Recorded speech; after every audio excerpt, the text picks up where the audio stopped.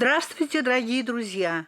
Артисты театра, гости из Казани, бывшие мои студенты, а ныне профессиональные певцы, заслуженная артистка Республики Татарстан Зоя Борисова, Инзиля Самитова и концертмейстер, замечательный концертмейстер Волкова Лилия Хазбиуловна, с которой мы проработали в течение почти 30 лет. Тема нашего мастер-класса – народное наследие. То есть мы будем говорить о татарской песенной культуре, но я думаю, что не только об этом. Мы поговорим и о классическом вокале. И хочу сказать, чтобы красиво научиться петь народную песню, к ней нужен классический подход, обязательно. Только тогда песня польется. Хочу начать действие нашего урока со строф булгарского поэта Средневековья XII века Колагали с его бессмертной поэмы о самом красивом пророке Юсуфе под названием «Кысай Юсуф» – «Сказание о Юсуфе». Я хочу сказать, что это крупное полотно моей творческой деятельности. Эта поэма затронула мою душу еще в детские годы. Помню, как мама собирала нас возле себя нараспев, стихах и прозе, читала эту поэму. Все те образы, о которых говорилось в поэме, проникли в мою душу, а именно образы отца Якуба, Юсуфа, Зулейхи, 11 братьев, которые предали своего совсем юного брата Юсуфа. Счастливый случай вновь меня свел с этой поэмой. В 1984 году в Москве праздновалось 800-летие поэта Колагали, которое проводилось под патронажем ЮНЕСКО. Я была приглашена в качестве гостя и певицы. К моей радости мне была подарена только что изданная книга. Это и послужило началом к моей давней мечте.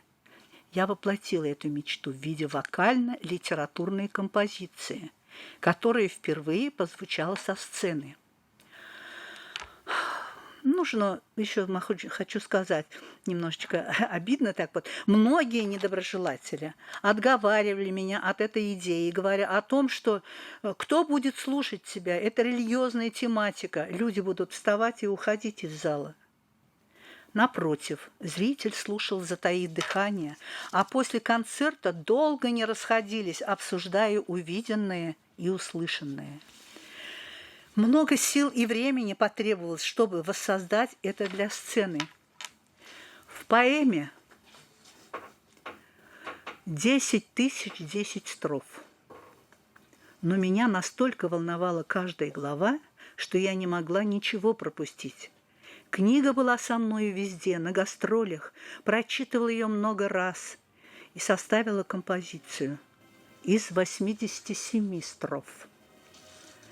Используя понемногу все главы, эта поэма стала путеводной звездой моей жизни. Это возвышенное, чистое чувство, как свежий глоток из родника, который дает мне силы, чем я живу и сейчас. Радость, горе, жестокость, ненависть, чувство зависти, добро, терпимость, человеколюбие – все это жизнь, и побеждает в этой борьбе добро. Лейтмотивом и сопровождением поэмы и мелодия была записана с голоса моей доброй и мудрой мамы. Я также благодарна всем участникам этого проекта, а именно народного артиста, лауреата Тукаевской премии, большого мастера слова Арслану Айрату Гиреевичу, который читал от лица Колагали. Его уже нет с нами. Очень большую работу провел оркестр под управлением заслуженного деятеля искусств Татарстана, замечательного талантливого музыканта-баяниста Нигмедзянова Хариса Шариповича. К сожалению, он тоже покинул этот мир. Очень приятно было петь в паре с певцом приятного тембра и красивой внешности, который соответствовал образу Юсуфа. Это ныне народный артист Республики Татарстан Зуфар Хайретдинов. нашла вот этого человека в консерватории. Он еще был студентом 4-го курса. Вот. Но вот он согласился, и мы, в общем-то, вместе с ним проработали эту поэму. Без волнения и восторга не могу сказать о самой юной художнице Майе Вахитовой, дочери замечательного художника Рифката Вахитова, который написал с меня несколько портретов. Майя сделала несколько рисунков, можно назвать их портретами. Настолько красиво и талантливо было изображено. Она с восторгом слушала, когда я читала поэму, и создала эти портреты. Позже, в 1987 году, композиция была записана на телевидении. Многие представители татарских диаспор Сан-Франциско, Финляндии, Японии и других стран с помощью татарского телевидения приобретали и увозили записи этой поэмы. Я не случайно затронула эту тему. Думаю, что певцам необходимо, помимо прекрасной татарской народной песни, нужно обращаться к баитам, манаджатам, легендам. Их так много, очень много. И крупным формам. Развиваться художественно, музыкально и духовно. Сохранять это богатство и передавать последующим поколениям. А сейчас коротко о поэме. Бисмиллахи рахмани рахим. О Аллах, дай мне ясный ум, красивую и мудрую речь, чтобы донести до сердец слушающих мое творение. Колгали. Куәт бирсин, хикмәт юлынан барырга. Гакыллы кылларның күңелен байытырга. Йосыф Сәйші хәлен сөйләп аңлатырга. Гақлым камил, сүзем нәфис булсын имди. Ул Йосыфка нинди хәлләр килгәнлеген, кардәшләре аңа ниләр кылганлыгын, Мисырда ул олуг патша булганлыгын сез тыңлагыз, көйгә салып әйтим инде.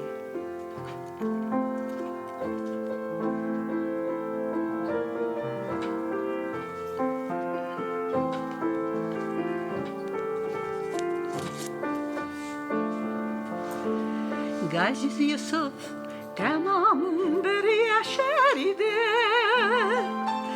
Yakup sevşi iteğinde yıklar idi. Yıklağında gaşep bir düş Yusuf gördü. Düşmegnesin atasından sırar indi.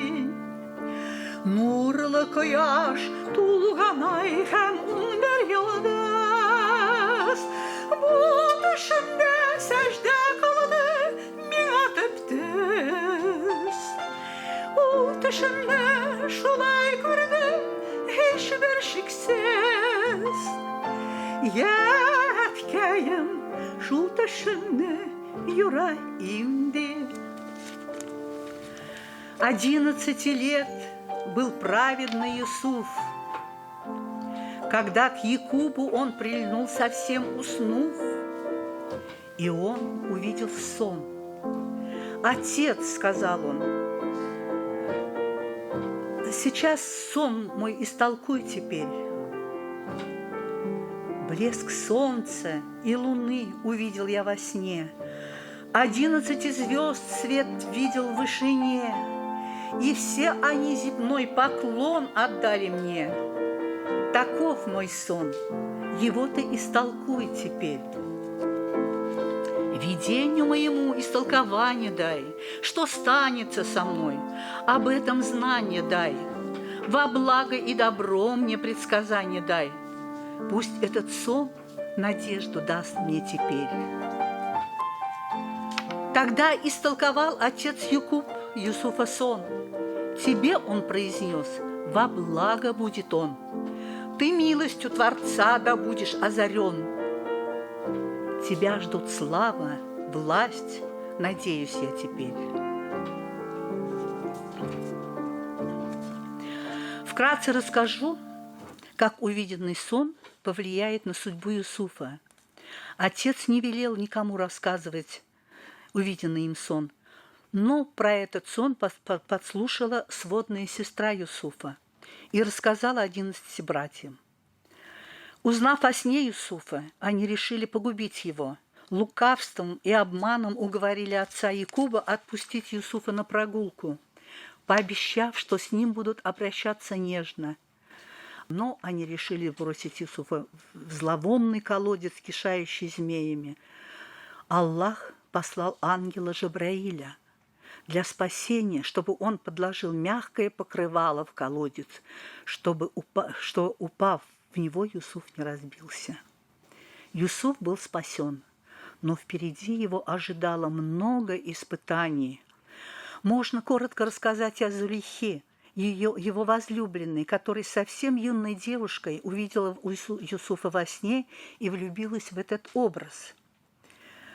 Но воссоединились они через многие годы, когда Зулейхе было уже 40 лет. Она выстрадала свою любовь. Вот такая замечательная поэма. Далее хочу рассказать о моей педагогической практике, моих уроков и технике. В моей практике присутствуют две ипостаси.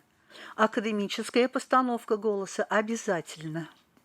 Фольклор на академической основе, то есть окультуренное пение без горловых особенностей.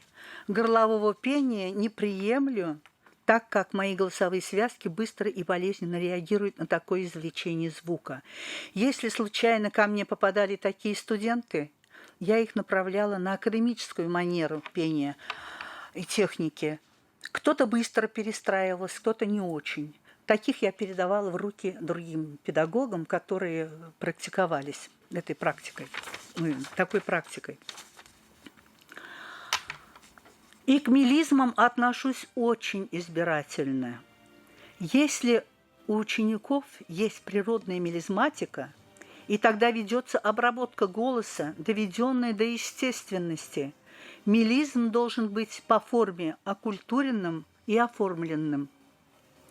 Если же у студентов нет мелизмов, значит, искусственно обучать этому нельзя и даже вредно.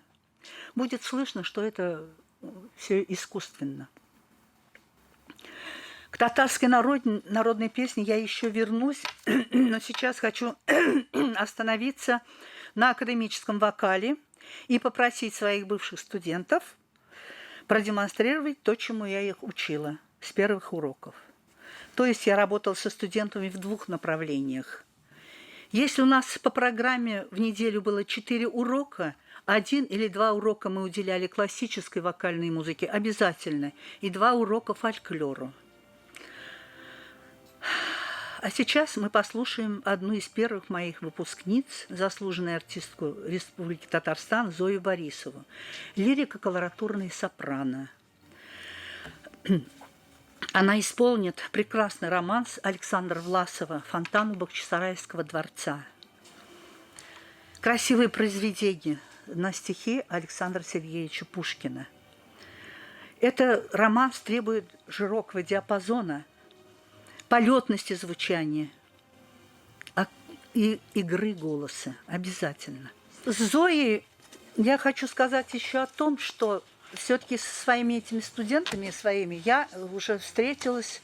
С Зоей у нас было расставание на целых 15 лет, да? Она уехала из Казани, жила в Хабаровске, вот вернулась опять в этот коллектив. А Инзеля Самитова, ты в 1920 году окончила музыкальное училище, когда я работала еще в Казани и продолжала учиться. Ну, тоже мы 3 года не встречались. Так что вот, конечно, вот этот перерыв, он может немножко сказаться на исполнении, но сейчас вот поработаем и покажем, как это нужно. Будем останавливать, естественно, с остановочками. А девочкам советую не волноваться, не переживать. Все будет хорошо и замечательно. Да? А сейчас мы послушаем классические произведения. одна из первых моих выпускниц, заслуженная артистка Республики Татарстан Зоя Борисова, лирико-колоратурная сопрано. Она исполнит романс Александра Власова «Фонтан у Бахчисарайского дворца».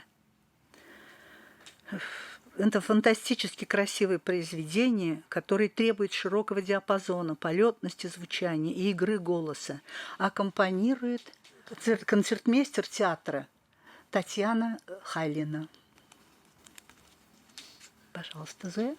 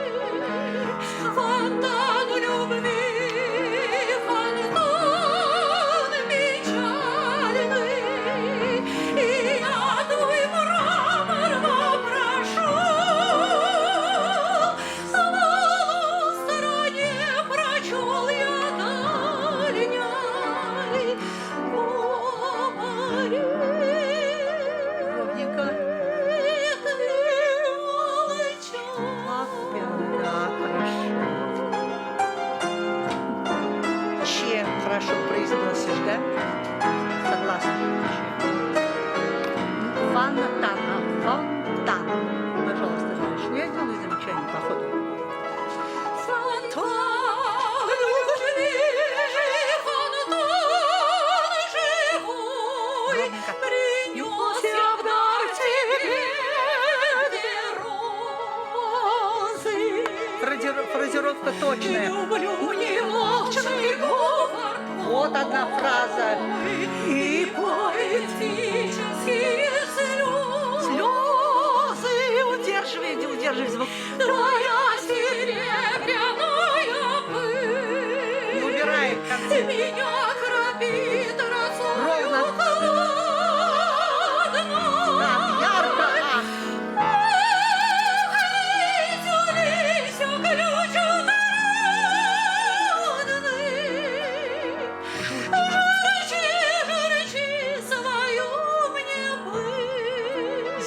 Хорошие, с головы все.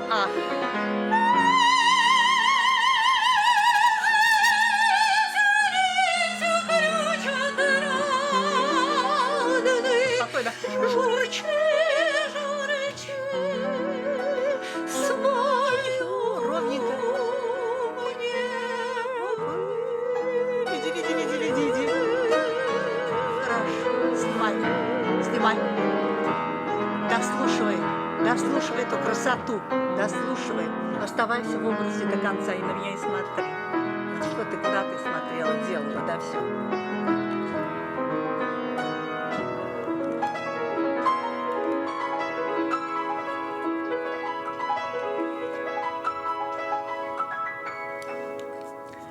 Спасибо. Спасибо, извините, я перебила. Спасибо. Так, сейчас послушаем Инзилю Самитову. Это последняя моя выпускница. Она окончила музыкальное училище в 2020 году. Инзиля была больше расположена к народной песне, но по программе должна была петь и классику. В исполнении прозвучит ария Эльвиры, композитора Беллини, из оперы «Пуритане». Ария, требующая белькантового звучания, кантиленности, утонченности в исполнении. Ну, я уже сказала, что после такого перерыва немножко сложно будет, но нужно собраться, силу воли собрать и спеть очень достойно.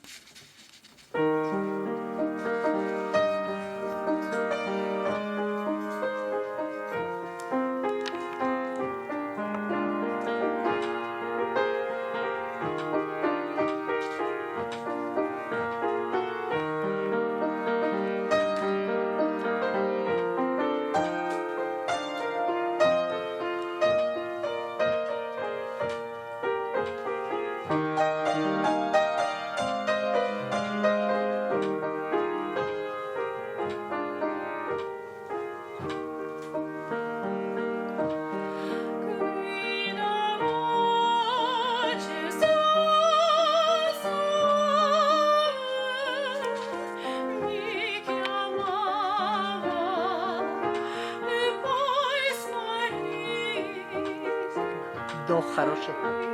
Чура! Плотнее все.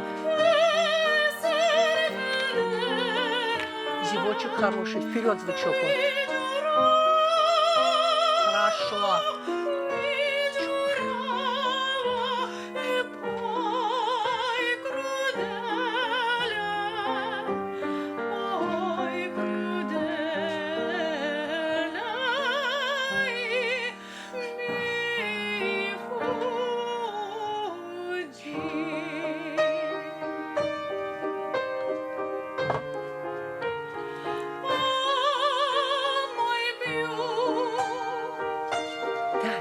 Больше движения.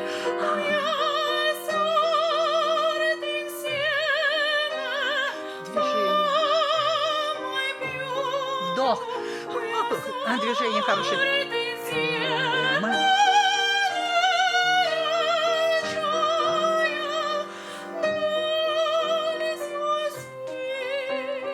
Пошла хороший.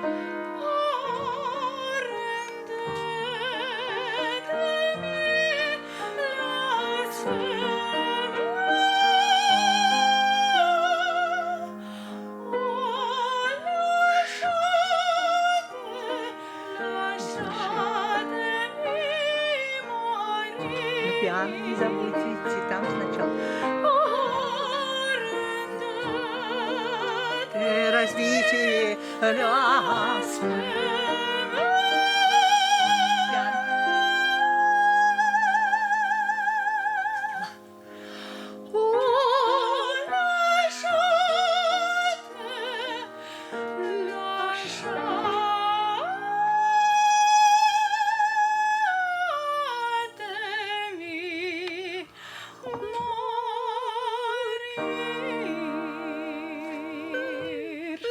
Обязательно должен быть.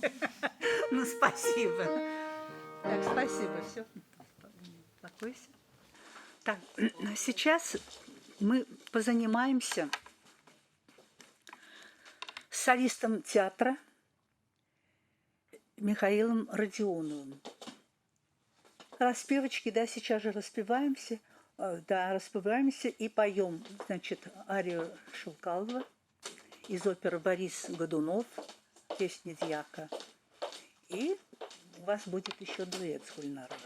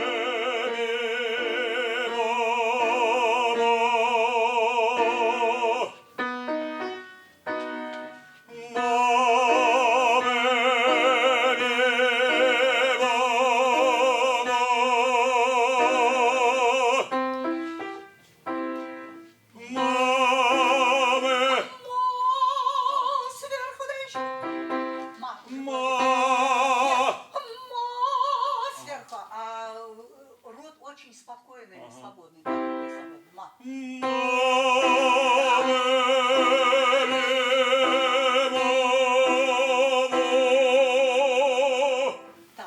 хорошо. Так, пойдем отсюда.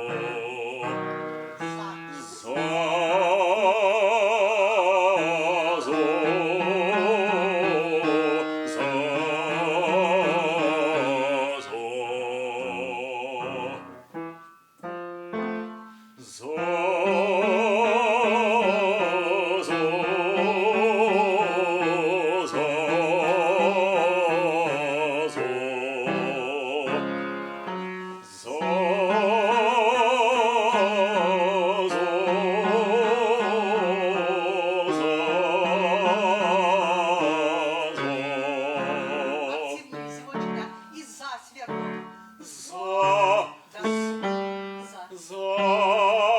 За сразу, да?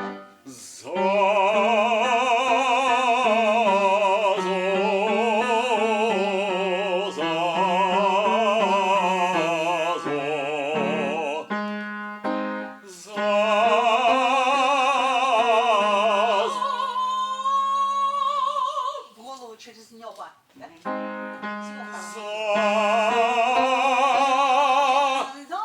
Немножко загнали. Чуть-чуть загнали. Ну, то есть полувертикаль, полугоризонталь, да, должен быть?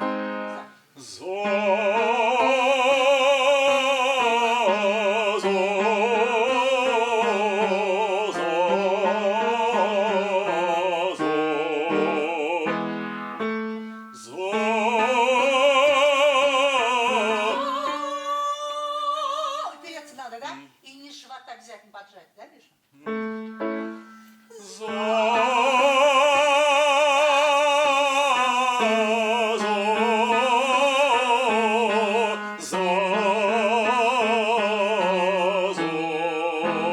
Да, поджимай низ живота, у нас там резерв воздуха, да?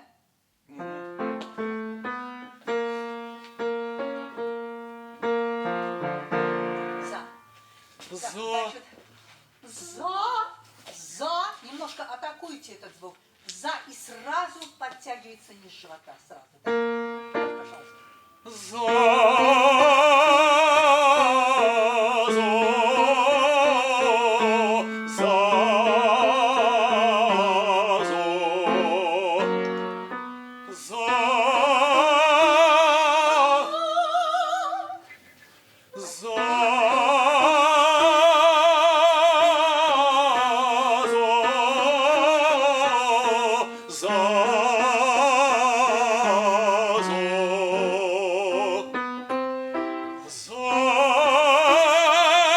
Миша, советую вам начать с целочек, да?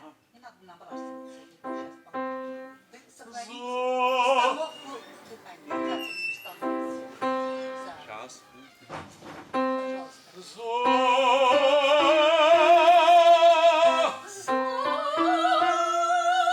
Здесь уже оскал, да? Потому что пошли высокие ноты.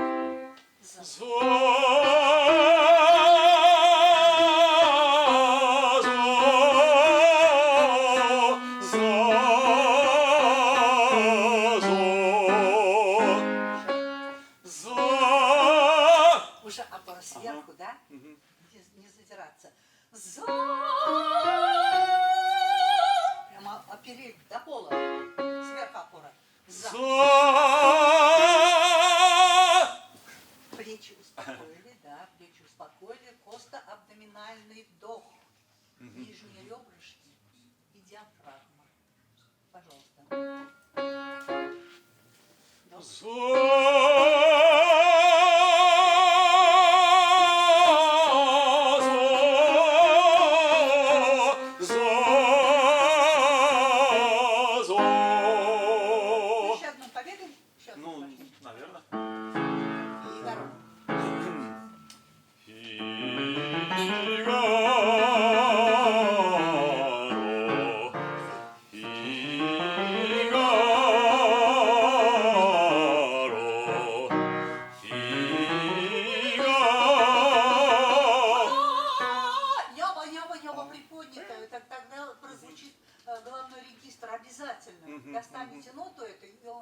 звучит головной регистр. Обязательно.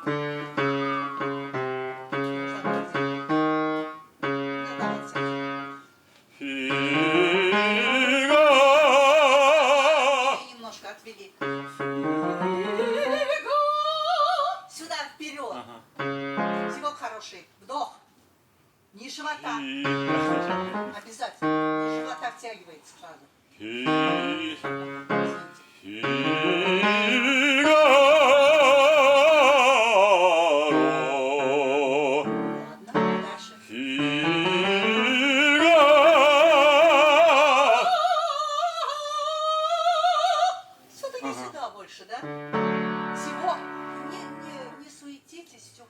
Замечательно, просто хочется чуть-чуть поближе и больше, чтобы это резонировало мышцы. Вы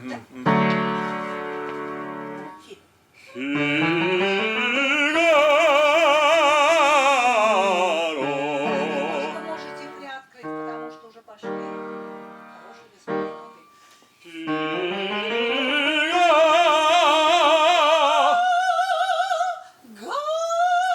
Попробуйте сейчас остановиться. Проходящие ноты, они немножко как-то пробегаются, не совсем, они снимаются с того режима, с которого вы начали первый. Вот прям высвистываете их, как бы, да. И вот здесь уже ну, чтобы они пропелись обязательно, да, не поверьте.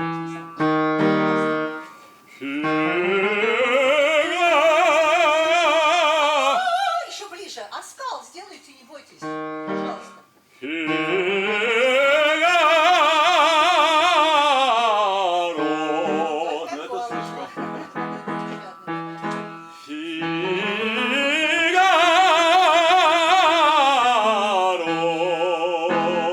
Распелись?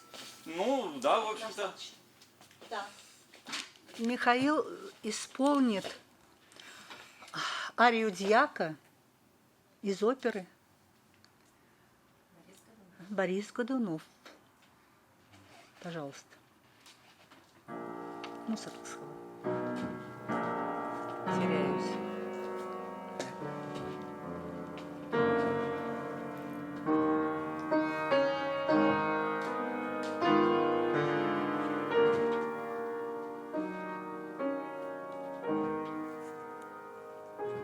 Православные, неумолим боярин, на скорбный зов Боярской думы и патриарха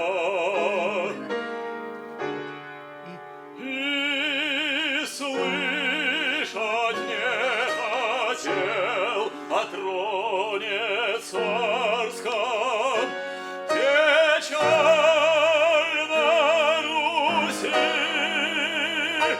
печаль безысходная, православные. Стонет.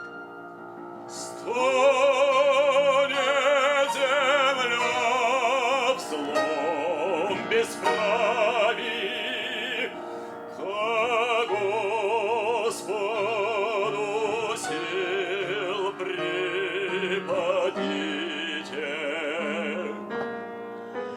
Да низ пошлет он скорбной Руси утешение. Мягко. И озарит небесным светом Бориса усталый дух.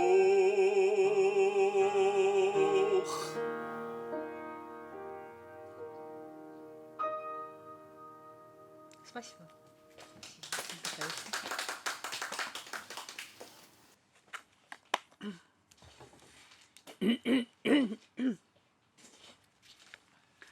Хочется сказать несколько слов и о своей дочери. Заслуженной артистке Кубани Гульнары Низамовой. Она также обучалась в Казанском музыкальном училище в моем классе. Окончила обучение экстерном, затем поступила в консерваторию. Яркая, хорошая певица с замечательной харизмой и органикой. Лирико-драматическая сопрано. Она исполнит арию Джаконды из оперы «Джаконда» композитора Понкьелли.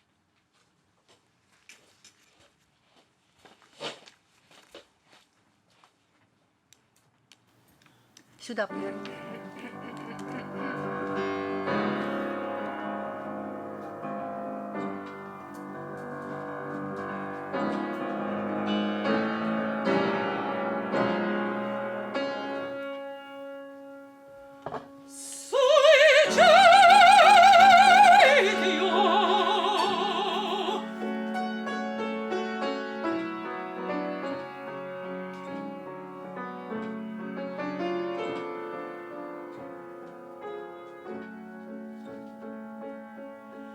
In questi fieri momenti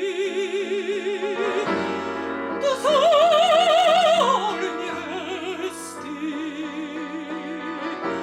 e le corni tenti ultima voce del mio destino ultima croce del mio cammin.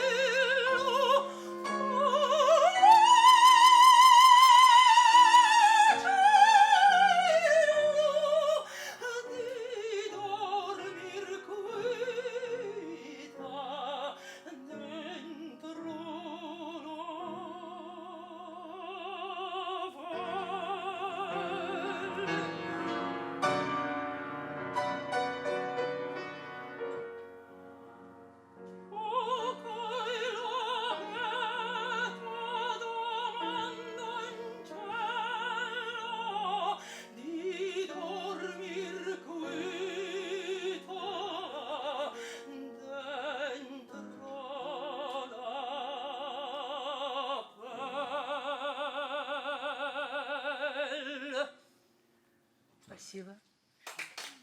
Ну, конечно, арии очень драматичны, насыщенные в звуковом отношении и тесситурно очень сложные. Видите, где из головного регистра идет опять вниз, это нижний, нижний регистр. Ну, благо, хорошо звучит у нее нижний регистр. Молодец, спасибо. В 2019 году в оперном театре, в Татарском государственном оперном театре была поставлена прекрасная опера «Сюймбике» Резиды Ахияровой. Гульнара была исполнительницей этой партии главной «Сюймбики». Очень интересная прошла опера, замечательно, ее очень хорошо приняли. И сейчас я хочу предложить дуэт из этой оперы с Михаилом Родионовым. Вот он у нас по национальности русский, но он воспринимает очень хорошо и татарскую музыку, прекрасно относится к татарской музыке. Прошу вас, пожалуйста, дуэт Сюймбики и Кошчака, герой. Это ее возлюбленный. Девочки, обязательно вам надо сходить на Сюймбикю, обязательно послушать Касаисуф полностью. Обязательно. Слава Богу, смотри. Экспром. Ну, что-то, может быть, перепутаю. Ничего. Музыка замечательная, просто красивая.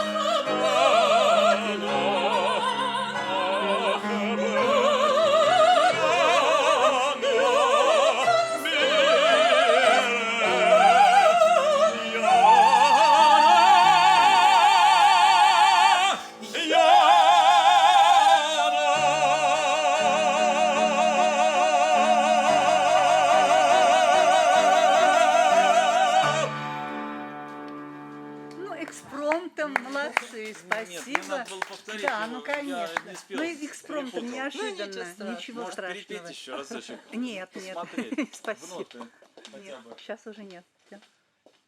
Спасибо, замечательно. Так, спасибо большое, Татьяна. Спасибо огромное.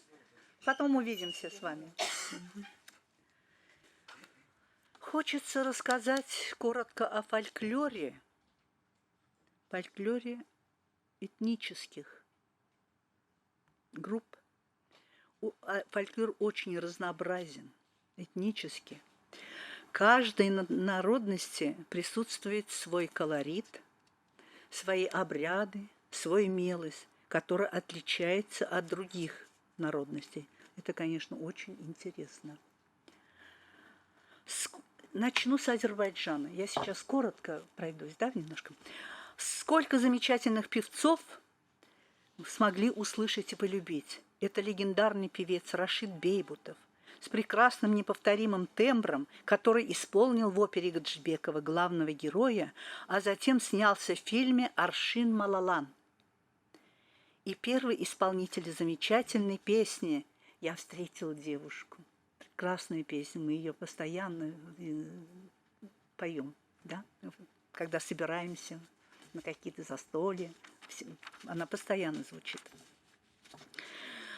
Такие чудные оттенки в голосе певца, так и хочется повторить их, но, увы. Полат Бюльбюль-Оглы, имеющий своеобразный, необыкновенный тембр голоса. Как мы любили его песни, сколько, в общем-то, мы как бы росли на его песню. Легендарный неповторимый баритон с уникальным тембром, конечно, Муслим Магомаев наш, с необыкновенной харизмой. Такое чувство, что он обнимает голосом океан, все пространство, всю Вселенную. Можно многое сказать о певцах Грузии. Какое шикарное многоголосие! И все это природное, естественное. Какие певцы! Нани Бригвадзе. В ее голосе сама лирика, душа, скромность и строгость. Тамара Гверцители, Хибла Герзмава, оперная певица, сопрано. Вактан Кикабидзе. В общем сказать, поющая страна. А как поет Узбекистан? Замечательная династия певцов и певиц Закировых. Особенно хочу сказать о Батыре Закирове, прекрасном певце и моем кумире. Впервые в раннем детстве услышала с патефона в его исполнении арабское танго. Оно покорило меня на всю мою жизнь. Пою это танго и до сих пор. Чуть-чуть расскажу. То есть вот каждая моя песня, она имеет небольшую историю. И хочется вот рассказать, довести до вас. Будучи маленькой, 7-8 лет, видимо, я только научилась еще писать, от восторга вот этого я ему написала письмо. Написала письмо с признанием любви и восторга. Жду каждый день почтальона, когда она принесет мне ответ. Взяла это письмо, значит, вложила в конверт, бросила в почтовый ящик. Ну и, естественно, послала на деревню дедушки. Затем, значит, у них, очень много певцов у них. Певиц и певцов очень много. Там сестра у них, да, Луиза это, Закирова. Потом еще вот джазовая певица тоже Закирова. Так. Неподражаемое искусство пения, прекрасная мелость тоже. А как поют цыгане? Я про всех вам расскажу немножечко. Имеющие безграничные диапазоны в голосах, очень музыкальная нация. Как они заводят, завораживают, гипнотизируют слушателей своим темпераментом, в хорошем смысле слова. Как творил Николай Сличенко. Без музыкального образования, уникальный самородок с безграничным диапазоном, в котором можно было просто утонуть. Замечательное искусство у казахского народа. Это Ермек Саркибаев, Роза Рымбаева. Много молодых певцов. Вот появился сейчас молодой певец Димаш. Вот о них. А какое силище имеет русская народная песня? беспредельно широка, глубока, раздольна, имеет тоже свой замечательный мелос. Сколько было прекрасных певиц и певцов, великая Лидия Русланова, Мария Мордасова, гениальная Людмила Зыкина. Вот где академическое народное исполнение, именно вот у Зыкиной. На широком диапазоне, прекрасные данные и для оперной певицы, прекрасным грудным регистром, замечательная певица, конечно, неповторимая. Ольга Воронец, веселая и задорная, каждый из них неповторимый. Козловский, Лемешев, они замечательно исполняли тоже русские народные песни. Искусство башкирских певцов, оно схоже с татарским, но имеет индивидуальную особенность в исполнении песни в диалекте и мелизматике. Некоторые немножечко есть различия. И в оттенках голосах. Например, если в татарской песне, вот я иногда вас останавливала, да, вот кто, у нас же длинные фразы тоже, она протяжная, и берут дыхание посередине слова. У нас это запрет татарской народной песни, а у башкир это норма. Вот они, в общем-то, и этим как бы отличаются. У них много хороших певцов, замечательных. Фидан Гафаров, Назифа Кадырова, замечательный оперный певец Ильдар Абдразаков. А как прекрасна башкирская песня «Зульхижа», которую я исполняла много лет. А какие у них кураисты замечательные, можно слушать до бесконечности. Особенно хочу рассказать о татарском фольклоре, о чарующей, пленительной татарской народной песне. Она разнообразна географически, просто необъятна этнически, бесконечно протяжна, полетная, витающая беспредельно в воздухе, созерцательная. Наша народная песня на широком диапазоне виртуозной мелизматики. Такие песни, как «Бедрятал», «Уел», «Зебержет», «Гюльжамал», «Таң атканда» и так далее. В свое время и я внесла свою лепту в репертуар из своего сборника песен пензенских и саратовских татар. Это Азифе, Зеляйхакиля, Акперщатке, Егет Сагыша и Хатамрымриха, шуточная плясовая. А на эту шуточную плясовую я поставила танец. Танец из тех движений, танцевальных рисунков, которые мне запомнились с детства, с деревенских посиделок, так как каждое лето меня родители отправляли в деревню. В Пензенскую область, село Устюза, как было весело и тепло на душе. Я вернусь позже к фольклору. Сейчас немного о грустном. К моему сожалению, у меня своеобразное отношение к татарской эстраде. Особенно сейчас какое-то отторжение. Очень много певцов, которых я не знаю. Их так много. Уже многие годы, и меня давно они не трогают и не интересует такое пение. Каждый певец или певица повторяют друг друга. Вы обратили внимание? Да? Кто поет татарские песни и эстраду татарскую, они все повторяют друг друга, будто бы они из одного конвейера.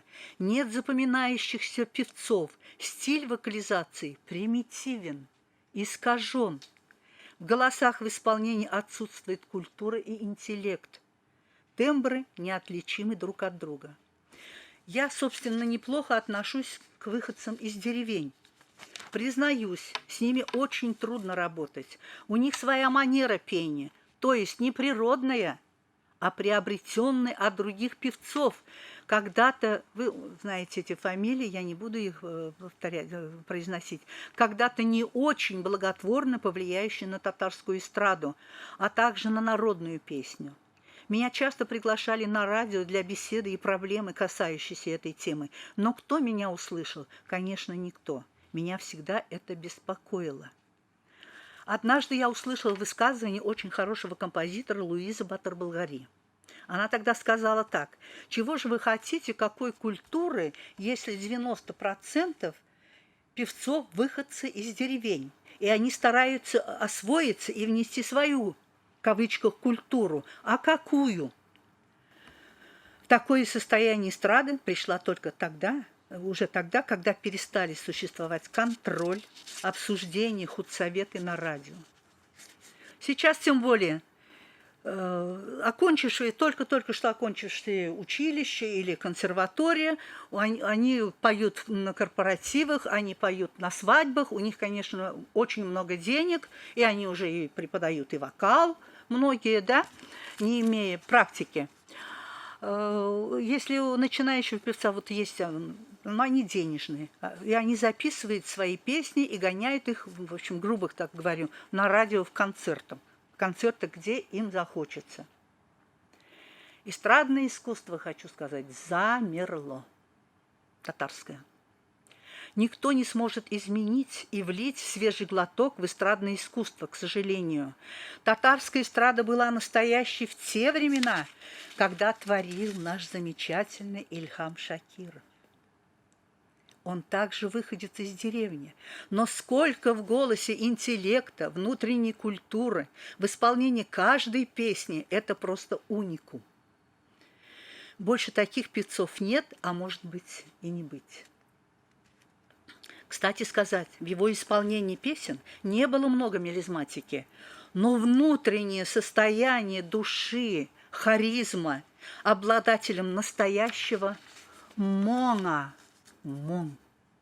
Это, в общем-то, не каждого татарского певца можно назвать, что да, он имеет мелизматику, но нет этого мома. Мом – это богатое внутреннее возвышенное состояние души и тела. Каждый извлекаемый им звук в песне окрашивался, обрамлялся, как алмаз до бриллианта. Чего стоил его «Караурман» «Дремучий лес», «Эдрендинге» Сайдашева и другие шедевры в его исполнении. Каждая песня – это поэма. Такая была силища в нем. Помимо того, что у него богатая природа, он также тянулся к знаниям. Поступил в Казанскую консерваторию. Поступил в класс Елены Абросимовой, да. Ну, она русский педагог, да, русского происхождения. Ну, и, конечно, она этой мелизматики, вот она не очень-то, может быть, это могла донести до него, но можно сказать, что не знающий татарского мира, но наверняка он пел по программе, то есть он пел классические произведения, романсы, а может быть и арии, но татарские арии уж из Сайдашева он обязательно пел. Ну, и, может быть, и русские, в смысле русских композиторов, зарубежных. Это у них по программе. Я думаю, что вот он этим усовершенствовался далее. Прекрасный бархатный баритон. Я преклоняюсь перед его талантом и обожала только его. Из женщин мне нравилась Зифа Басырова. Как-то она была очень родной. Еще совсем девочкой я слушала ее голос с патефона, так же, как и Батыра Закирова, да? У нее не было вызывающего горлового звучания, которое, в общем, я не приемлю в пении. Пела очень мягко и задушевно. Ну вот, маленькую историю расскажу быстренько о моей Азифе. Мы поехали в Башкирию на конкурс, ты же тоже была, да, татарского и башкирского искусства, да, музыки. И ко мне подходит, да, пока нас устраивали, мы сидим в фойе, я сижу в фойе, ко мне подходит Ильхам Шакиров и Фидан Гафаров. Ильхам подсели ко мне с двух сторон, Ильхам говорит: «Ания, я на днях услышал твою песню Азифу по радио. Это что за песня? Откуда ты ее взяла? Как ты ее хорошо исполнила? Спой, пожалуйста». Я так удивлена была, а как я сейчас ее спою, я не распета, потом кругом люди в фойе. Спой, я тебя очень прошу. Ну, я, конечно, отнекивалась все как-то, а потом он таким тоном: «Ерла, Ания, ерла». И что мне? Пой, Ания, пой. Ну и что мне оставалось делать? Конечно, я спела. Вот такой вот у нас такая маленькая история. Так, хочу сказать и о том, что в 70-е, 80-е годы были замечательные композиторы, поэты, художники. Это Салих Сайдашев, Рустам Яхин, Ренат Яникеев, Сара Садыкова. из поэтов, писателей Накий Санбет, Гульшат Зайнашева, из художников замечательный народный художник Бакы Урманще, Ревкат Вахитов, дирижер Фуат Мансуров, он, кстати, приезжал и в Краснодар, очень главным дирижером Краснодарского театра был. В общем, мне посчастливилось общаться вот с такими корифеями, конечно, это большое счастье. А в доме Урманче был настоящий музыкальный салон. Я училась от них многому, настоящему искусству во всех ипостасях. И пела для них с удовольствием. Художники писали с меня портреты и к моей радости дарили мне их. Я уверена, что такого сейчас нет и не будет. Это было сравнимо с музыкальными салонами XVIII-XIX веков. Бакы Ага очень хорошо пел, был уникальным, мудрым человеком. Недавно мы с дочерью рассматривали фотографии тех лет. Она еще была маленькая. Дочь сказала: «Мама, это было той эпохи». Дочь сказала: «Мама, это было золотое время». Он и Гульнаре предсказал будущее певицы. Она была любимицей Бакы Ага, постоянно сидела у него на коленях. Вот здесь вот и на фотографии есть, да, на коленях. Это золотое время для меня в моей жизни было просто отдушиной и радостью. Возвращаюсь к фольклору. Когда я начала преподавать в музыкальном училище, в институте меня часто упрекали, и педагоги консерватории, и института, упрекали в том, что я, то есть они присутствовали у нас на экзаменах, зачетах, упрекали в том, что я академизирую голоса студентов. Они как бы поставили штамп. Зоя, ведь вот тоже ты пришла с народным, да, с народным голосом, мы ее переделали. Ну, то есть вот некоторые певцы поддаются этой обработке, да, переделке, а некоторые нет. Значит, и что упрекали педагоги консерватории в том, что я академизирую голоса студентов, они как бы поставили штамп на моей карьере, к сожалению, опять, преподавания и моих вокальных возможностях. Вы только народные певицы, для народных песен, не зная обо мне многого. Я никогда в молодости не пела народных песен, хотя они в дома всегда звучали.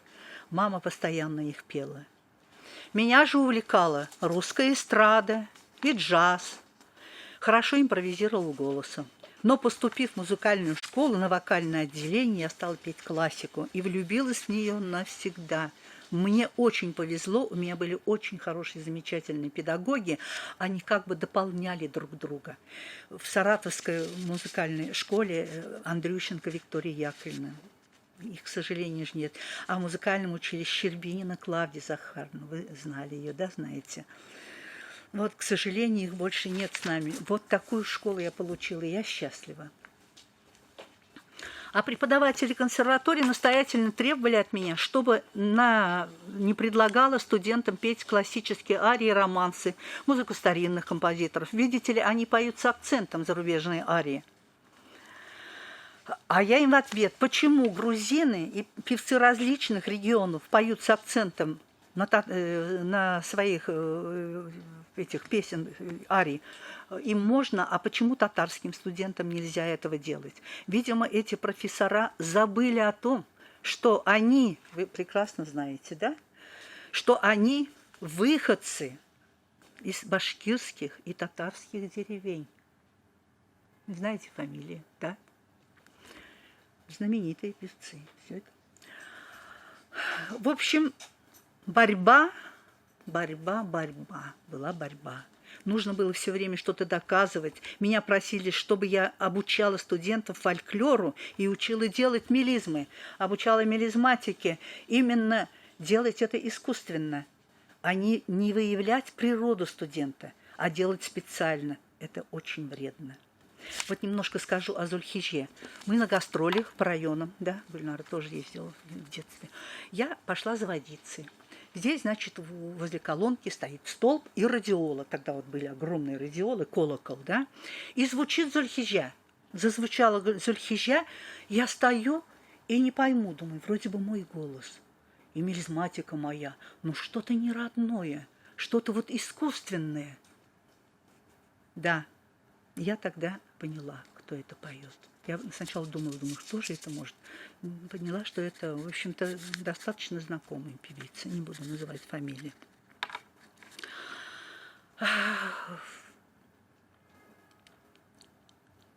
Если студент имеет от природы хорошую, естественно, мелизматику, то нужно только прослеживать и развивать чувство меры и вкус, чтобы не было тоже там лишней мелизматики, чтобы это было ненавязчиво и без подражания, особенно моим мелизмам, да, если я занимаюсь народным творчеством.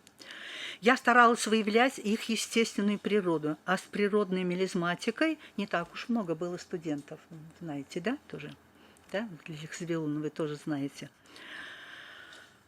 Я как-то присутствовала при разговоре двух певцов. Опять про себя возвращаюсь. Один говорит другому: а не слишком ли много у Ании Туишевой мелизмов? А второй говорит: у Ании мелизмов столько, сколько нужно. Но это подобно, кто изучал зарубежную литературу, подобное с Бетховеном, да? Кто-то сказал, значит, два корифеи встречаются и обсуждают, значит, искусство Бетховена. А не слишком ли много звуков в музыке Бетховена? Помните вот такую фразу? Ну, я не при себя не возвышаю, но это вот как бы сравнимо. Но если меня попросили о мастер-классе, то приходится говорить и о своем творческом пути.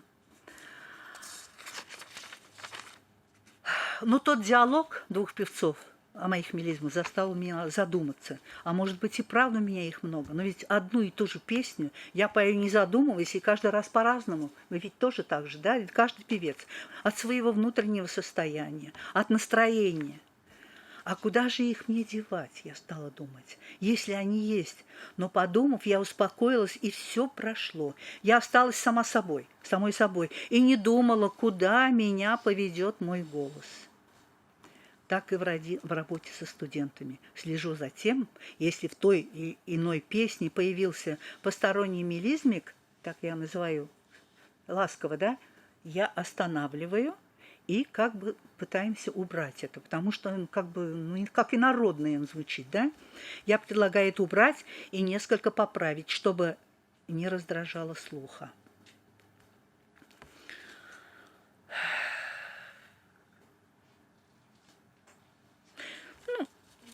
Хотела сказать, может быть, и не нужно. Вот, например, американских певцов. Американцы же, они любят джаз, у них вот постоянное исполнение джаза, белых, но лучше негритянских певцов и певиц никто не исполнит джаз. Они родились в этой джазовой люльке, такие как Луи Армстронг, Элла Фицджеральд и много-многих таких. У них это все настолько естественно, и мелизматика, и мелос, то есть неповторимы. То есть вот наши певцы, советские певцы, вот наши певицы эстрадные и джазовые пытаются что-то сделать, но это очень неинтересно, не совсем это интересно. Но слушаем. А сейчас поработаем и попоем с Зоей Борисовой. Она исполнит татарскую народную песню «Азифе», про которую я рассказывала. Мои обработки из моего сборника «Халак жырларын халакка» – народные песни для народа. Эта песня очень драматична, эмоционально сложна и тесситурно сложна. Голос озвучивается двумя регистрами – головным и грудным. И этот переход октавный, да, вот когда вы поете «Азифя» наверху, да, «фа» у нас чистит «фа», и потом на октаву вниз переходите уже вот это. Тут вот нужно собраться, и чтобы смикстовать вот этот вот переход октавный, я говорила уже вам, да, тебе, так что я уж на «ты» с вами. Вот, и его нужно хорошо смикстовать, и не теряя кантиленности. То есть регистры должны отреагировать ровно. Вот на этот технический маленький прием, да? Так. Хотя вот этот прием мы будем петь, наверное, один куплет только. Ну, посмотрим, как получится. Хочется, конечно, ее все спеть. Ну, значит, это в первом куплете. Содержание песни. Оставь, мой любимый, мне свой каляпуш. Каляпуш – это тюбетейка. Я бисером нежным его обошью. Ты оставляешь меня, не жалея. И знай, мой любимый, без тебя умру я с тоски. Все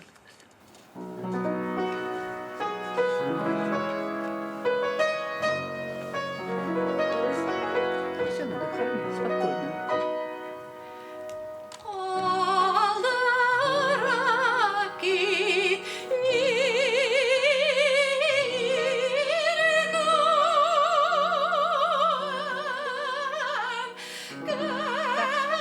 Спасибо, спасибо. Извините, Зоя, мы договорились, да, пока репетировали. Здесь не нужно много мелизматики. Она настолько драматичная вещь, да? А мелизматика, вот то, что ты делаешь, она теряет, нарушает канву. Музыкальную, мелодическую канву нарушает, да? Просто без мелизмов. Здесь акустики нет вообще. Kaldırıp gidirken kalepuşun kaldırıp gidirken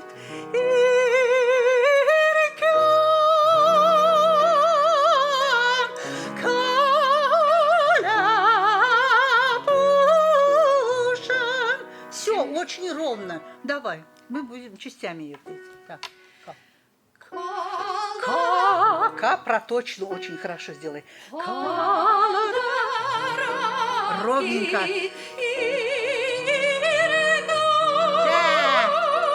не надо, Зоя, не надо.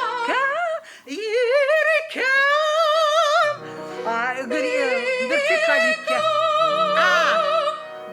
Да, вертикально. Вот и тут еще ровнее. Зоя, вообще прямым звуком. Пожалуйста, хорошо? А там мелизма не появится. И потом, знаете что, не нужно ее тут вот слогами поешь, да?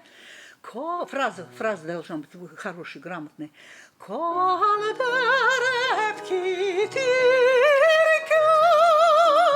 Вот фраза первая.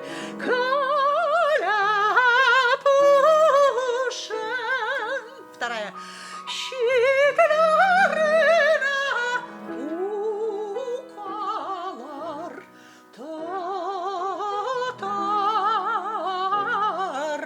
Вот здесь нужно маленький мелизм пустить, да? Пожалуйста. Ровненько, вокально все красиво, сюда все. Пожалуйста, ка. Нет, вот ка. Атакуй ее, эту ноту.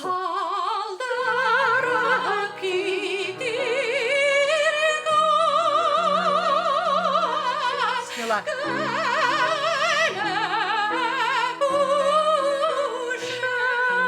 Хорошо.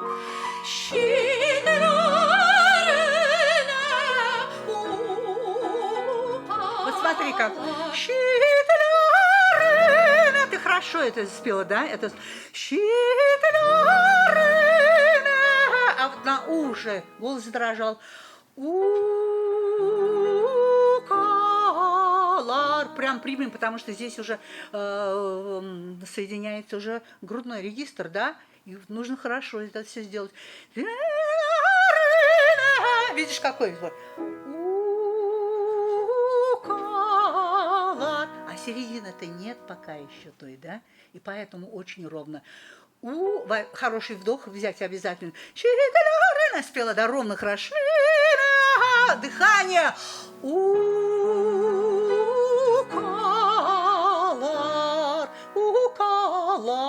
Можешь даже вот как Гульнара заметила, как эти меццо-сопрано, они любят иногда, да, грудным звуком, да. Пожалуйста, делай. Особенно, когда на ферро... Подожди минуточку. Значит, наверху ты поешь первый азифе, потом настраиваешься. Ну, там доли секунды настроиться надо. Переключаешься на грудной регистр.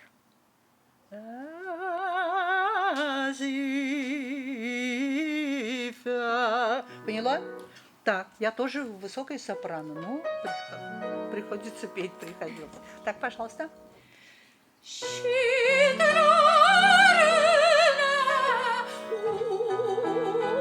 Вот смотри, как у тебя много вибрато. ровненько еще, прям. Вот возьми за грудь. Подожди, положи-ка ручку на грудь, да. И послушай за нервами. Щитлярина. Спокойно.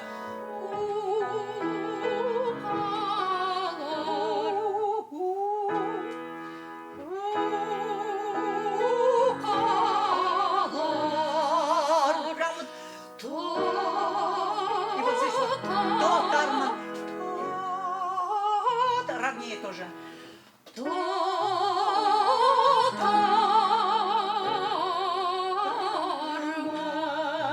Зевок хороший, сверху дыхание. Нет, чуть-чуть. Потяни низ живота. Нет, вот смотри, как ты спустилась. Уже неровно. Очень опасный момент вот здесь вот. Прям на ладошке вынеси эти ноты. Они должны быть вот в одном режиме.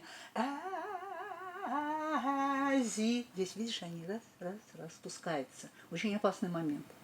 Пожалуйста, обрати на это внимание. Старина. Прям смело, у тебя же диапазон хороший. Нет, ты посмотри, как ты сползла сразу с первой этой ноты. Убила. Ты, конечно, еще раз начни. Прям вот, ну, грубо понаслаждайся вот этим местом. Вот это место должно...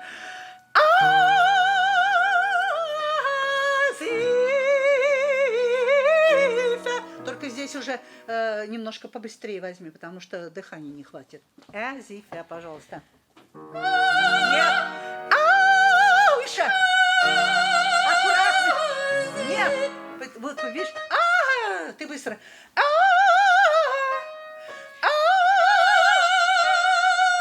Кани.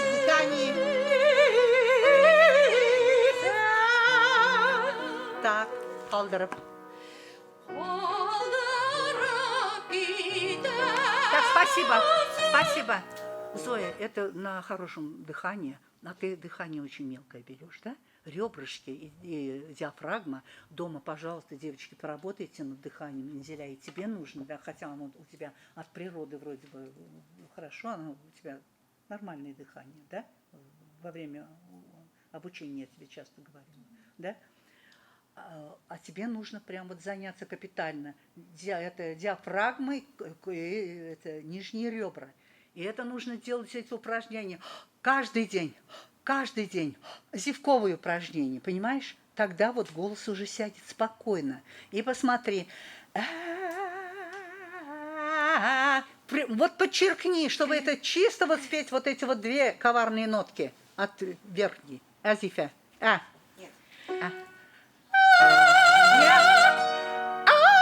Миша, небо. Нет, ты опять тоже сделал, да. Ничего страшного. Ну, этим работать надо, зато мы над тем и работаем, для этого мы здесь. Вторую тоже потяни, и третью потяни. Выше. Да. Нет, а почему ты ушла? Ты хорошо эту ноту взяла, ее просто потянуть, но по силе такой же должен звук. Просто потянуть ее, подчеркнуть, что ты умеешь это сделать, что у тебя это получается. Вот сделай, сделай мне, пожалуйста.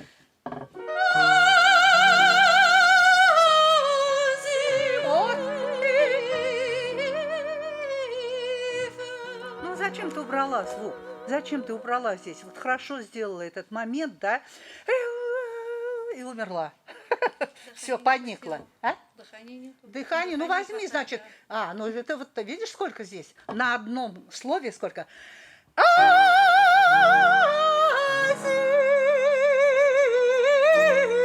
Не надо ее. Быстренько ее сделай.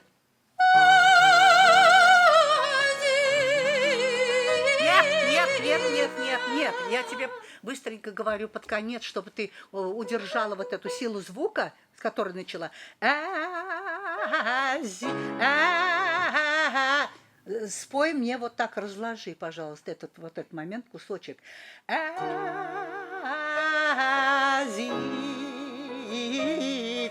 Быстренько сделай, и все. Ничего страшного.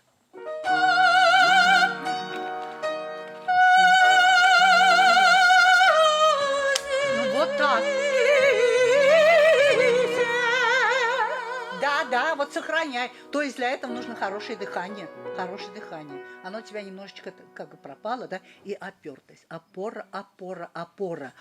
Гортань работает активно.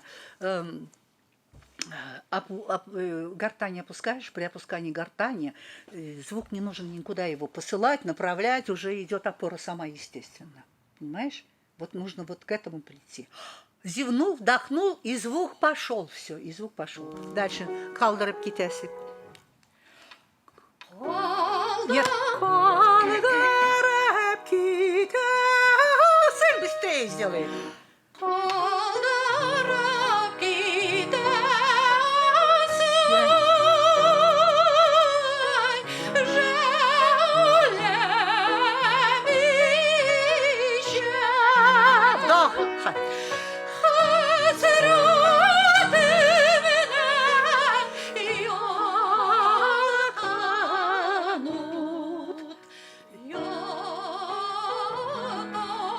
Зачем?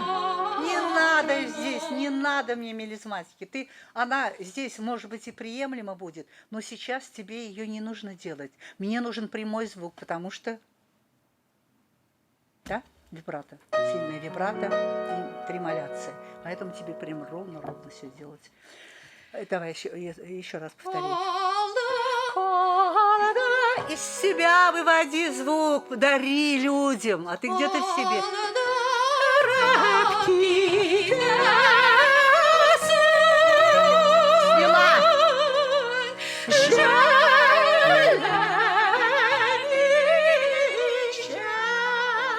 Свела.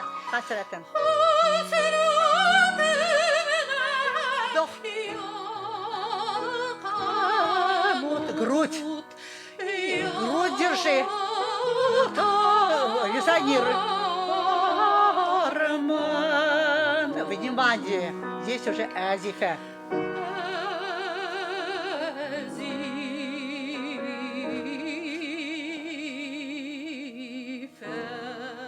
Так, ты можешь выразительнее сделать, да? Не спеши, ты ее не пела, ты всегда пела и вторую, и за вторым разом тоже наверх. Нет, она вот именно задумана так, она так пели, родители так пели. Поэтому, значит, вот.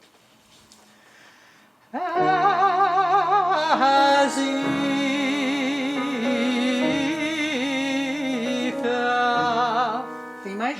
Вот прям немножко, пусть даже грубо будет. Но у меня уже и голос качать, я уже уставшая. Нет.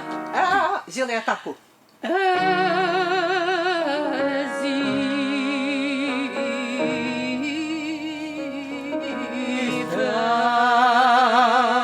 Да, ну вот это тебе надо будет поработать, да, Зоя, там уже в Казани.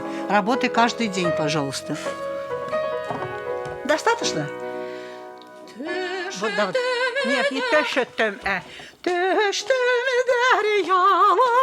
очень здесь уже возбужденнее поешь, да? Вот это печаль такая, страдание. Тештем дарьяларга, кирюарга. Я вышла к берегу, вышла на помост постирать белье. Ну нет, я вышла, чтобы не видели ни моих слез, я вышла поплакать. Я вышла выплакаться. Кирюарга түгел, не стирать, не для стирки я пришла белья, а вот именно поплакать.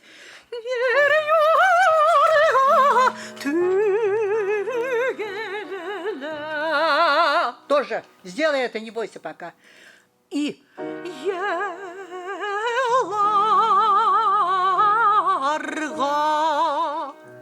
давай, Кирюарга.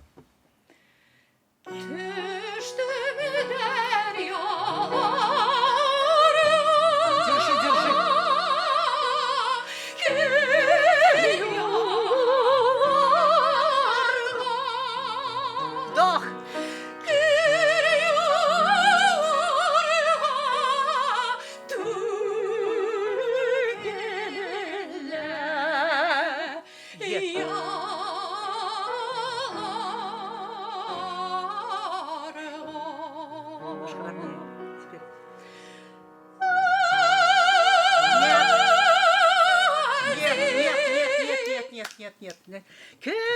Ее сократить надо. Должна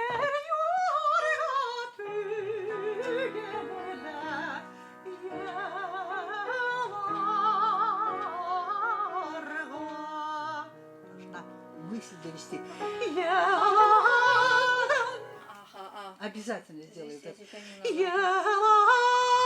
Вот этот ритм.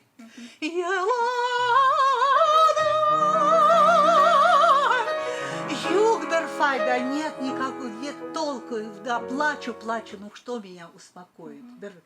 Любимый, где ты мой возлюбленный, да, ты обращаешься к нему. Так. Ты что, Дарья Ларга? Нет, значит, нет, поешь, все.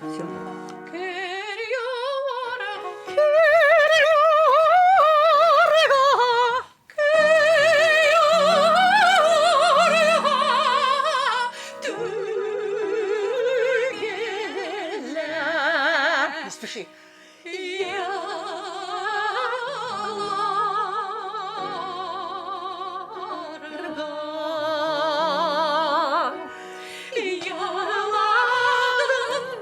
Понимаешь, вот ты здесь должна сделать вот такой, да? Немножко вот стон вот этот, да?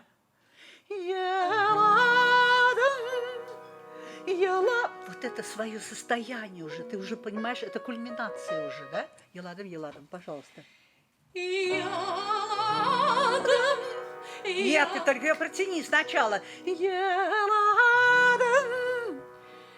Попади на нее. Быстрее. Здесь порта. Дыхание было. Надо было перед файдом взять дыхание.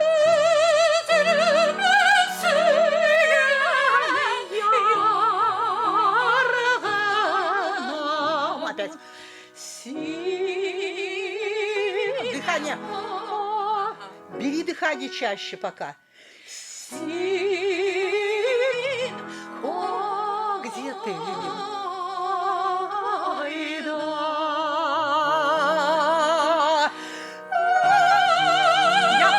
Я почему тебе предлагаю взять здесь дыхание вот перед этой нотой? Перед хайда. Ты должна все разлиться, все, понимаешь? Ты в страшном состоянии находишься. Син хайда, где ты находишься? Где ты находишь? Син хайда.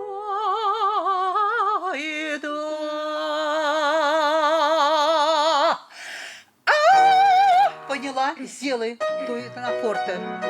Давай. Излеп. Нет, излепе не надо. Конечно.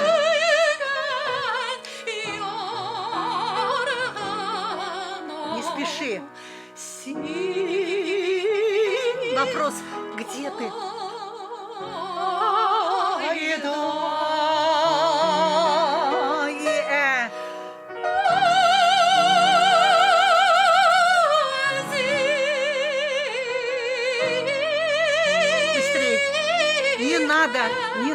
Не надо, мелизма.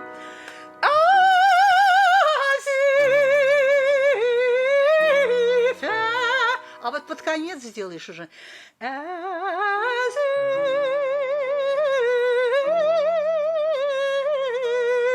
я-то делала.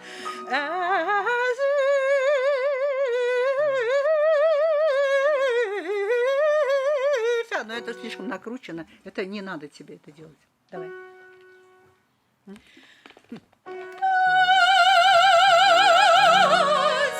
Нет, опять ты интонационно спустилась уже. Нет, не достала. Так.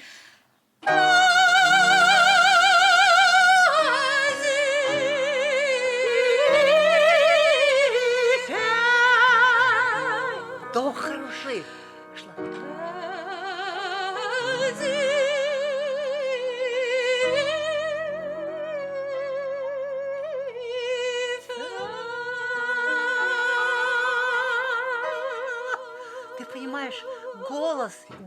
должен иметь окраску. Каждый голос. Вот эта книжка. Посмотри. Это вот я изобразила здесь свой тембр голоса, серебро. Серебро. Вот я вижу свой голос в краске, в серебре. Я его, даже когда вот студентами были, окно впереди, вот я его видела просто, как он у меня летит. Понимаете? А ты вот должна тоже какую-то окраску найти. Обязательно, каждый из вас, да? Все певцы. И должны иметь свою окраску. Не тембр голоса, а окраску своего голоса. Понятно, да? Но это, естественно, вливается уже в тембр затем. Ну все. Так.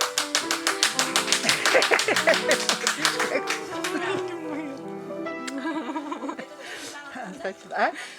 Да, вот ну, Зульхиджу мы, наверное, уже... Ой, извините, вся моя красота ушла. Ничего.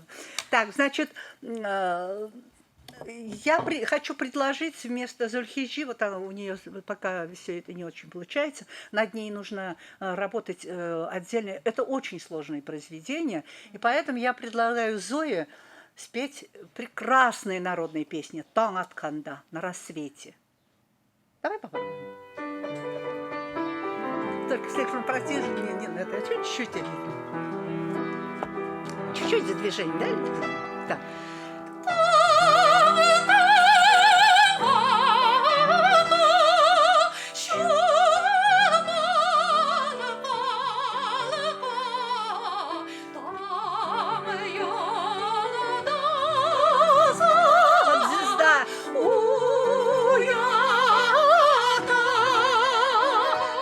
Спасибо.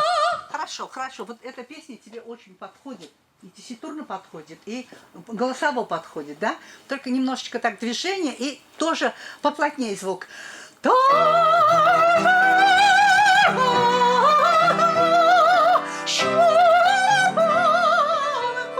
Уже не озвучить голос, я устала. Так, поняла, да? Пора мне. Да, и не затягивай.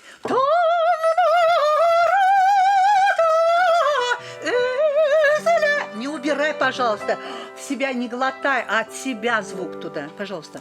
Давай. Тан-тан-а-та. Еще раз. Нет. Тан! Ровно. Хорошо. Хорошо.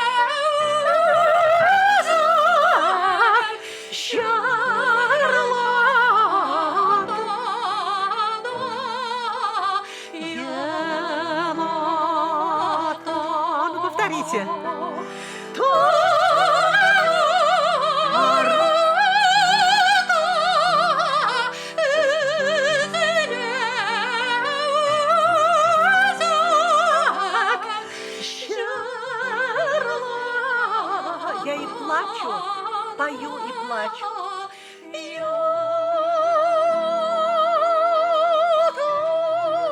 Иди наверх, да? И я предлагаю, значит, хормейстерам и педагогам нашего коллектива обратить внимание на эту песню. Она достойна очень внимания, она очень красива. И сделать обработку для хорового пения. Да? С солисткой. Вот именно Зоей Борисовой. Ну, это мое предложение, мои пожелания. Так, рахмят, Зоя. Спасибо. Да. Пожалуйста, Инзеля. Сейчас поем с Инзелей Самитовой. Так.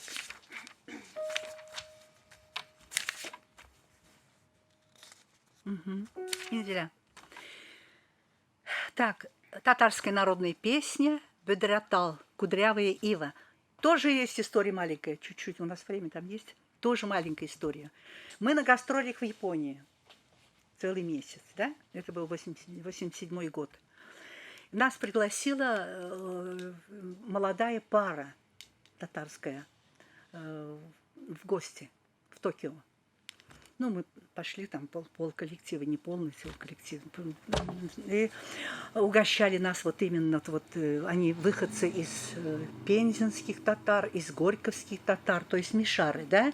Они настолько сохранили вот эту культуру, с которой они ушли, ну, может быть, им как-то вот, ну, пришлось уйти, может быть, как вот иммигранты. И угощали нас. И вот четверо, все татарское нашей кухни. И, естественно, мы поем очень много, и ко мне подходит одна очень пожилая женщина. Ну, наверное, это как я, наверное, была тогда, как сейчас. Она подходит ко мне и говорит: Ания, вы знаете песню «Бедратал»? Я говорю: конечно, знаю. Спойте, пожалуйста. Я всегда вспоминаю этот момент. Спойте, пожалуйста, ее. Я говорю: конечно. Тихо, все, нервы. У меня уже эта картинка перед глазами. И она навсегда остается. Я начала петь. Запела, гляжу, она плачет. Заплакала. И я допеваю песню. Она ко мне подошла, обняла меня, положила свою головку мне на грудь и горько заплакала просто. Иммигрантка. То есть эта песня ностальгия. Эта песня ностальгия. Пожалуйста, передай мне, пожалуйста. Вот я тебя немножко вдохновила. Ты в Японии поешь для иммигрантов, диаспор, татарских диаспор. Пожалуйста. Они приезжали к нам на наш концерт в Японию из Сан-Франциско. Вот эти вот татары. Это как раз вот эта женщина, она из Сан-Франциско. То есть несколько человек приезжали, специально прилетали на наш концерт. Я сейчас расскажу это содержание. Над рекой тоскливо склонилась плакучая ива. Сидя на ветке кудрявой и хрупкой, грустную песню пел соловей. Расскажи, соловушка милый, как тяжело живется на чужбине. Отвечает: ни пением не унять печаль мою, лишь горькою слезою. Пожалуйста, поем.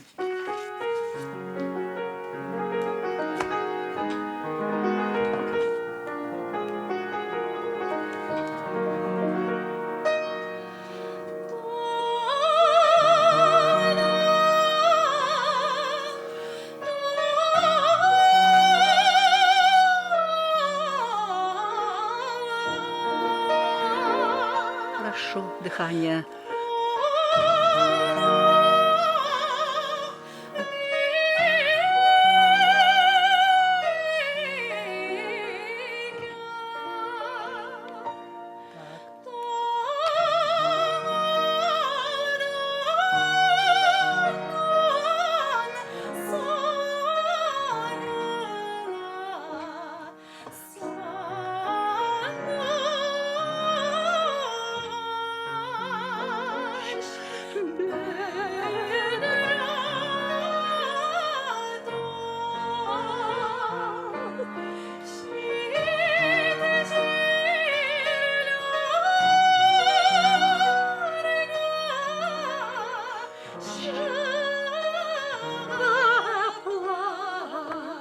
Середина.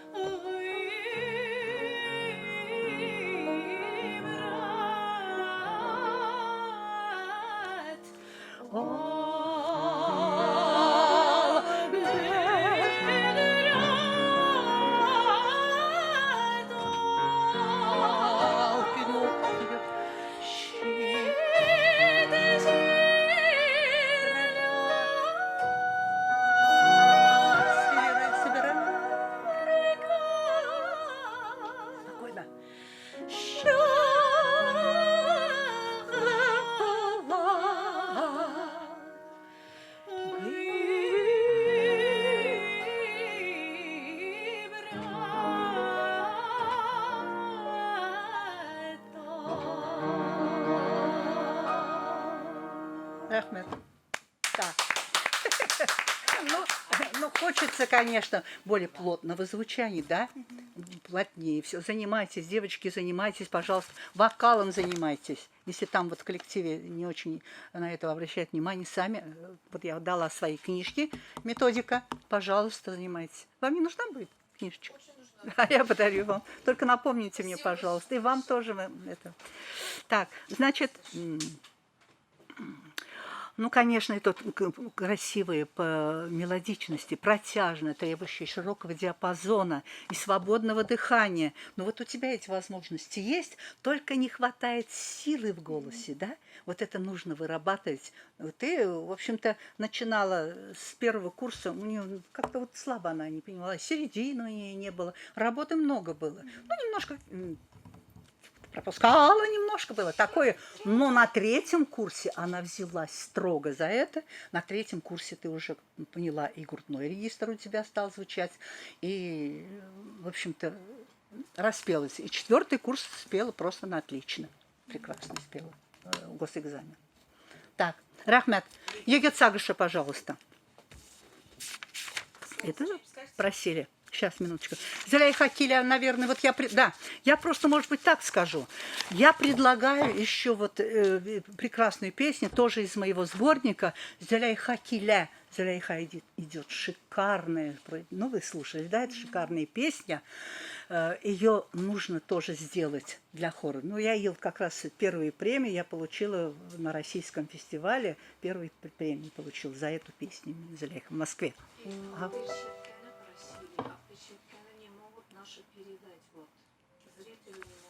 Пускай передают. Еще и перчатка. Нет, я тоже перчатку. Ну, времени просто у нас просто мало еще есть. Так, ну посмотрим. А? Егет Сагыша, да. Ну, Егет Сагыша у нас также в моей обработке. Ну, то есть все песни обработала я сама, да? Вначале поется в медленном темпе, да? А потом идет развитие. Песня приобретает несколько такой шуточный характер. Она немножко подсмеивается над своим женихом, потому что он в печали, в тоске. Будет она, придет она или нет, любит она меня или нет. Пожалуйста, Егет Сагыша.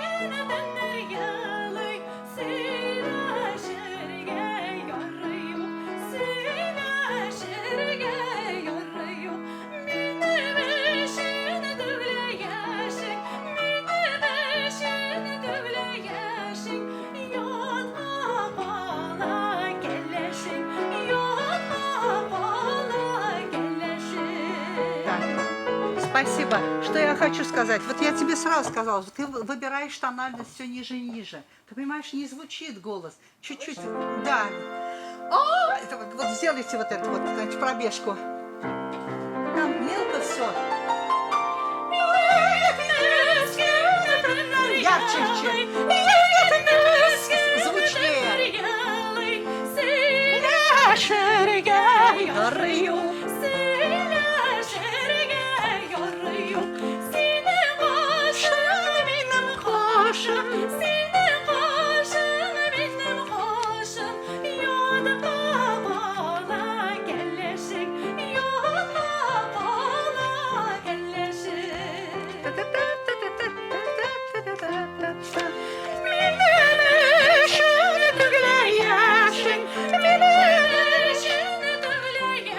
Краски голосы. Булада башен, дивана булада башен, о Двигайся, как белая река.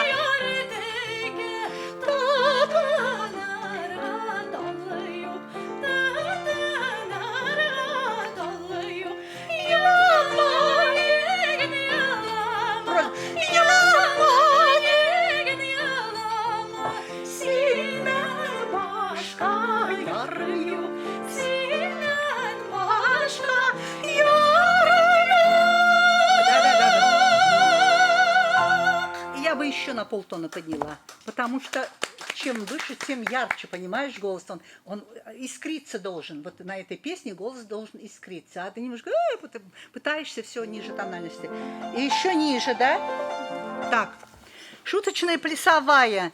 Значит, и ха-тамрамриха, это тамрамриха я. Это, ну, как бы вот в русских песнях ля-ля-ля, тра-ля-ля, может быть, да, тра-ля-ля. Это пляска с притоптыванием. Очень задорная сценка, как русские топотушки. Там, ну, в общем-то, я думаю, что ребята выучат все-таки вот это движение, которое я им показывала, Дольга. Это я покажу, да?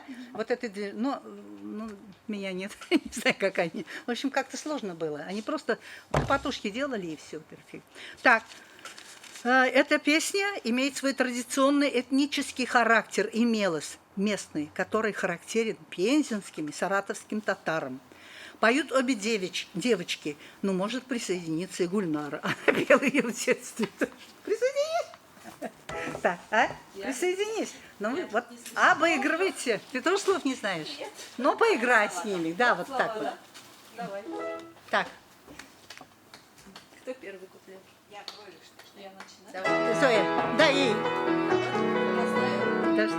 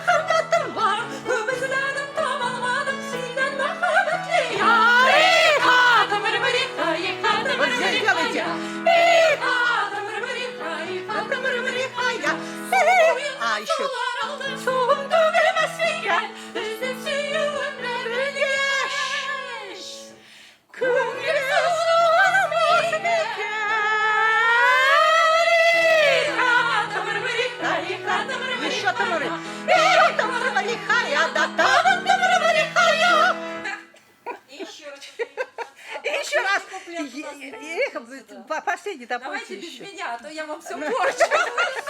Ничего не портишь. Так, давайте.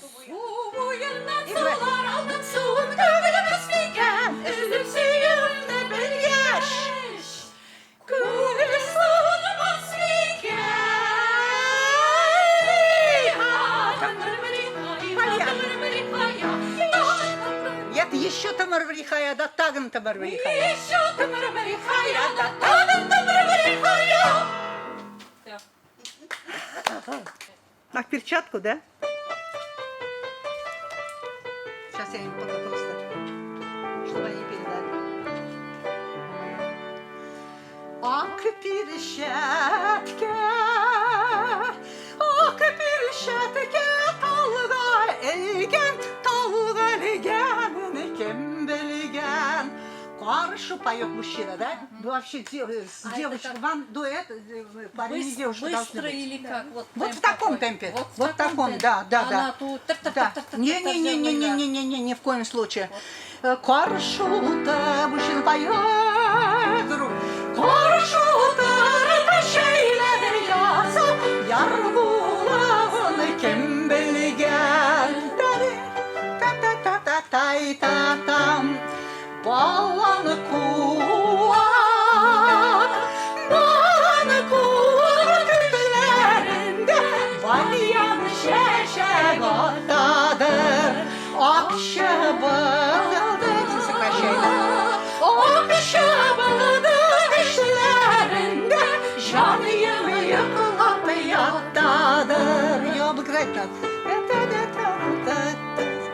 поешь парню. Корабль.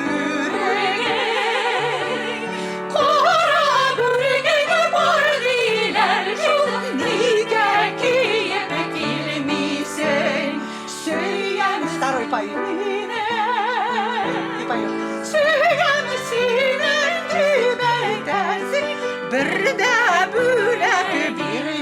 Не даешь мне подарку. Люблю, люблю, а подарка не приносишь мне. Дальше. Та-ра-та-та. Ну дай коротко. Режиссерские. Да, да, да. Поставить прям. Таудан, тауга, таудан, тауга.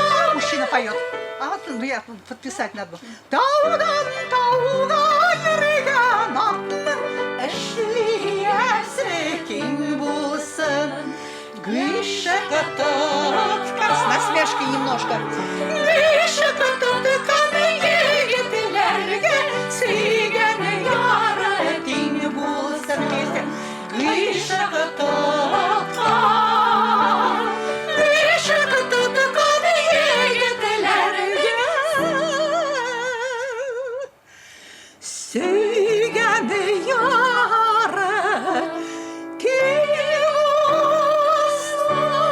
Здесь не надо, потому что там тесситурно низко, она просто не прозвучит. Эту песню надо обыграть красиво, продумать хорошо. Да? Ну, у вас, конечно, режиссер в том, это фантазия должна быть фантазия. Ну, приблизительно, вот знаете, как, да?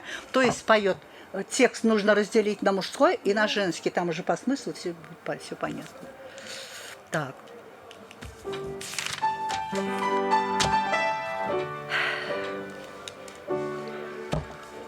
Вот, в общем-то, все. Все, что я хотела сказать, все, что мы вот показали вместе все.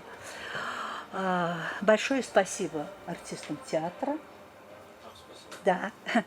И вам, мои дорогие казанцы. Открой, пожалуйста. Лилия Хазбеуловна, встаньте, пожалуйста. Спасибо. Большое вам спасибо. Спасибо. Вы украсили наш мастер-класс. Да. Спасибо огромное. Девочки, Вам большое спасибо. спасибо вам тоже. Долгих лет жизни вам, Анепа. Ряхмет. Живите и радуйте нас. Хорошо, постараемся. Еще много было у вас Энергии. выпускников, да, учеников. Уже учеников уже Продолжатели. продолжатели. Да, да. Традиции, чтобы Мы вас любим. Все. Мастер-класс Рахмет. провела народная артистка Татарстана Ания Туишева. И хочу тоже сказать от себя, что она моим педагогом является с самого начала, с самых азов и по сегодняшний момент. Каждый день я стараюсь с ней заниматься, и только благодаря ей остаюсь в форме и приобретаю с каждым днем новые знания. И это такая кладезь неисчерпаемых знаний вкуса, вокального, звукообразования, правильного звукообразования. И вот я занималась и с педагогами в консерватории, и ездила даже в Италию брать мастер-класс у итальянского маэстро. Но никто, кроме вот они, Халилуловны, Да уж, да. это правда, потому что это очень отдельный талант быть педагогом. И вот моя мама этим талантом обладает, и мне повезло, что я бесплатно получаю эти уроки. Спасибо тебе. Спасибо вам большое. Ага. Спасибо. наша звездочка. Все правильно сказала. Польша, ну она сама еще много работает над собой. Она очень много работает.